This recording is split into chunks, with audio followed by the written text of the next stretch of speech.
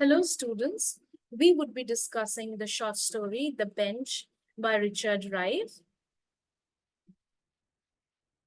Before taking a look at the short story closely, let's first take a look into the background of the author. Richard Rive was born in the year 1931 on 1st March and died on 4th June 1989. He was a South African author. He was known for his firm belief and academic work on racism, anti racism, and apartheid. He delivered lectures on social issues of racism and marginalization of various communities in more than 50 universities worldwide. His characters engage with social issues on racism. He wrote many novels. Some of them are Emergency, published in the year 1964, Buckingham Palace, District 6, published in the year 1986, Writing Black, 1981, and Emergency Continued, published in the year 1991. Africa remains the center of his works as well as his consciousness. He consciously tries to talk about the problems, the adversities in Africa, especially South Africa. His writings remain relevant in the world context because we also see rampant bouts of racism across the world.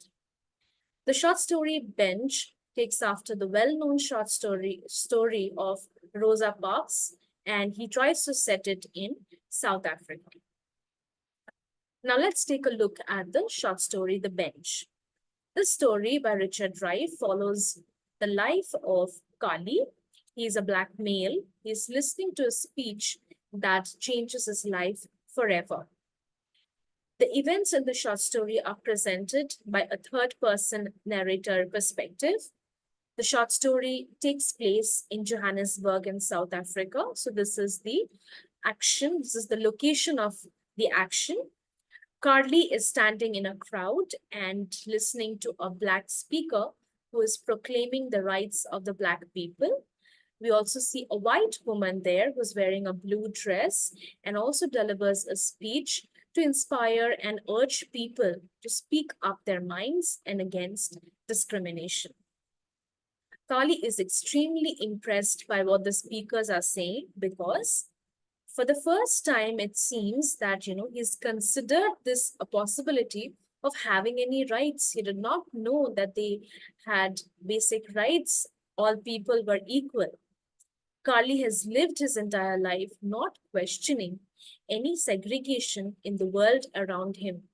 In the world that he existed, he never thought that, blacks, whites, and other people, they're all equal.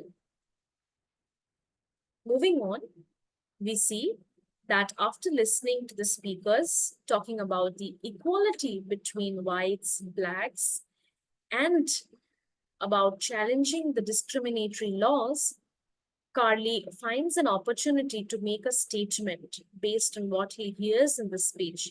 He decides to act upon it for the first time, thinks of taking some action against what was going on there. The events first take place in the crowd, just next to the speaker's platform, and then in the train station. Carly decides to sit on the bench, which is exclusively reserved for the white people, wherein it was written Europeans only. The story's social setting also, makes us think, the entire situation makes us think that, how this, how the author is exploring the dynamics between the whites and blacks in South Africa during the times of apartheid. Now, apartheid is very important because, as we all know, and we've heard about the great contributions of the leader Nelson Mandela in the context of South Africa and apartheid. Moving on to the story, a woman passes by him as he was sitting on the bench, and Carly thinks that, she might ask him to move, but she sweeps past him without even noticing him. Right when he was feeling a little confused whether people are noticing that he was sitting in a place which was only reserved for the Europeans. Are people watching him? Is anybody there to stop him? He was just thinking on those lines. And then suddenly he sees that a white man shouts at him to get off the bench. Kali neither responds to him nor moves from the bench. He just slowly puffs at his cigarette. And this silence is what we see that continues throughout the rest of the short story. The man keeps shouting and threatens to even call the policeman. The crowd gathers, throwing different opinions on the situation. We can see that the story's authenticity is created with the use of words which are specific to South Africa, but also has a bent of derogatory angle. They use slangs and highlights the discrimination of black South Africans. The police arrive and Kali refuses to speak to them as well. Now, one of the speakers from the rally appears and insists that Kali be spoken to with respect. Like every other individual, he also has dignity, he also has respect. People should speak to him respectfully.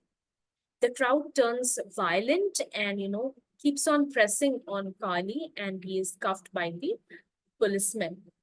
Kali smiles as he leaves, having challenged the system for the first time in generations. He feels that, a sense of triumph had taken over him because he had voiced out for the first time with the powerful weapon of profound silence. This story is inspired by Rosa Parks, whose refusal to give up her seat in Montgomery, Alabama, propelled the Reverend Dr. Martin Luther King Jr. to the forefront of the civil rights movement in the United States.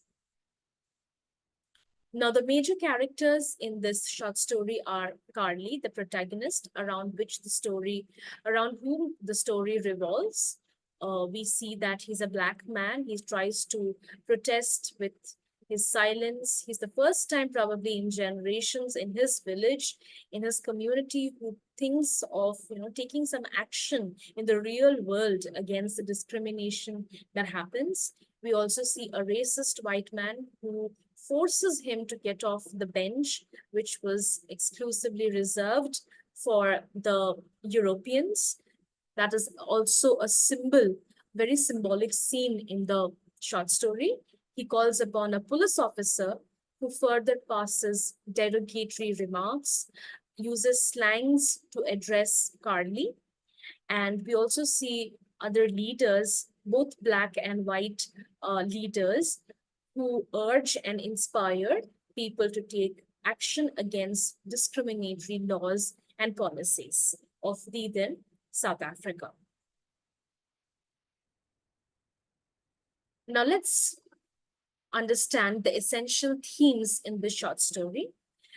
First arises the question of segregation. There's difference of skin color that exists, and none has challenged the whites for the wrongs that they have done. We see that, Carly has been deceived and he grows in resolution to challenge the society based on his newfound truth that, blacks, whites, and all the people in the world are actually equal in all respects. Then we see that, there's a strong call to action.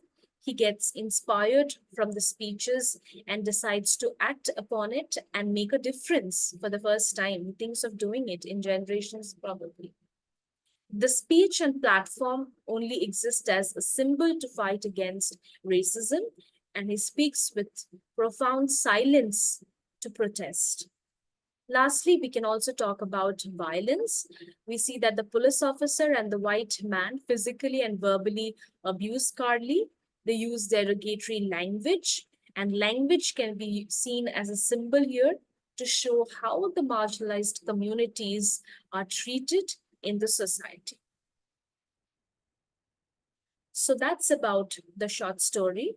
I hope you all study well. And this is Richard Rife. I wanted to give you face to the name Richard Rife. Thank you.